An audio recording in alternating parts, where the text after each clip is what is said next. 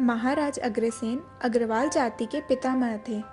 धार्मिक मान्यता अनुसार इनका जन्म आज से 5000 साल पहले द्वापर के अंत और कलयुग के प्रारंभ में भगवान श्री राम की 34वीं पीढ़ी में सूर्यवंशी क्षत्रिय कुल के महाराजा वल्लभ सेन के घर में हुआ था।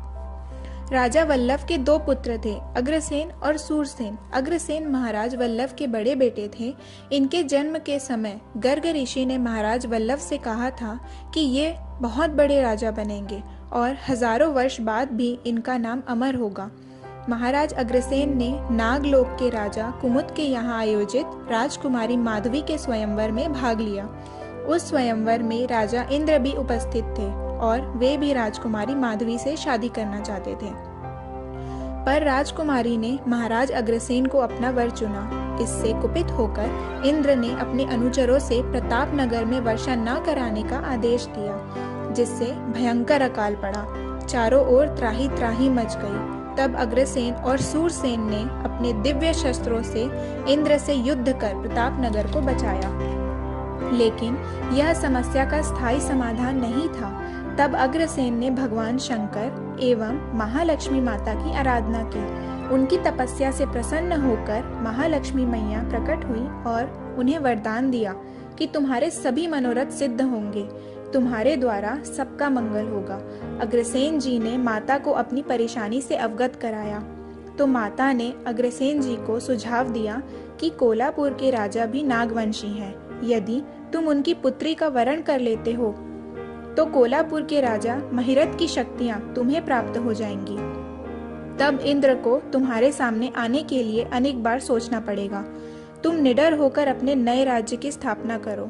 माता का कहा मानकर अग्रसेन जी ने राजा महिरथ की पुत्री राजकुमारी सुंदरावती से शादी की। दो नागवंशों से संबंध स्थापित करने के बाद महाराज वल्लभ के राज्य में अपार सुख समृद्धि व्याप्त हुई। इंद्र भी श्री अग्रसेन जी से मित्रता को बाध्य हुए। महाराज अग्रसेन ने अग्रेयगण नामक राज्य की स्थापना की, जिसे आज अग्रोहा के नाम से जाना जाता है। माता लक्ष्मी की कृपा से अग्रसेन जी के 18 पुत्र हुए। राजकुमार विभु उनमें सबसे बड़े थे। महाराज अग्रसेन ने 18 यज्ञ कराए। माना जाता है कि यज्ञों में बैठी 18 गुरुओं के नाम पर अग्रवाल समाज की स्थापना हुई। पहला यज्ञ गर्ग ऋषि ने करवाया और राजकुमार विभु को गर्ग गोत्र दिया। गोबिल ऋषि ने दूसरे पुत्र को गोयल गोत्र दिया। गौतम ऋषि ने तीसरे पुत्र को गोइन गोत्र दिया। वत्स ऋषि ने चौथे को बंसल गोत्र दिया। कौशिक ऋषि ने कंसल गोत्र दिया। शांडिल्य ने सिंघल, मंगल ऋषि ने मंगल, जैमिनी ने जिंदल, तांडय ने तिंगल, और वह ऋषि ने एरन गोत्र दिया। धौम्य ने धारण गोत्र, मुदगल ने मंदगल गोत्र दिया। वशिष्ठ ने बिंदल, मैत्रेय ने मित्तल और कश्यप ने कुच्छल गोत्र दिया। 17 यज्ञ पूरे हो चुके थे। जैसे ही 18वें यज्ञ में पशुओं की बलि दी जा रही थी, महाराज अग्रसेन को घृणा उत्पन्न हुई। उन्होंने यज्ञ को बीच में रोक दिया और कहा कि भविष्य में मेरे राज्य का कोई भी व्यक्ति यज्ञ में पशु बलि नहीं देगा, न ही पशुओं को मारेगा, न मांस खाएगा, और राज्य का हर व्यक्ति प्राणी मात्र की रक्षा करेगा। इस घटना से प्रभावित होकर उन्होंने अहिंसा धर्म अपना लिया। 18वें यज्ञ में नगेंद्र ऋषि ने नांगल गोत्र दिया। महाराज अग्रसेन ने पुत्रों के साथ 18 बस्तियां बसाई।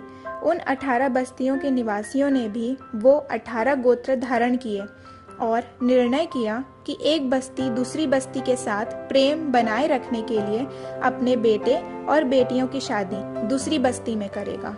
आगे चलकर यह व्यवस्था गोत्रों में बदल गई, जो आज भी अग्रवाल समाज में प्रचलित है।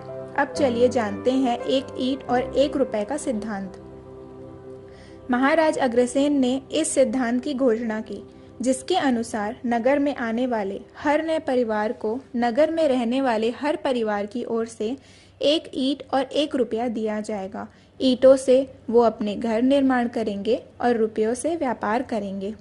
अब मैं आपको महाराज अग्रसेन राष्ट्रीय सम्मान के बारे में बताती हूँ। महाराज अग्रसेन ने अपने अच्छे कर्मों और विचारों के बल पर समाज को एक नई दिशा दी। उनके कारण व्यापार का महत्व सभी ने समझा। इसी कारण भारत सरकार ने 24 सितंबर 1976 को सम्मान के रूप में 25 पैसे के टिकट पर महाराज अग्रसेन की आकृति डलवाई।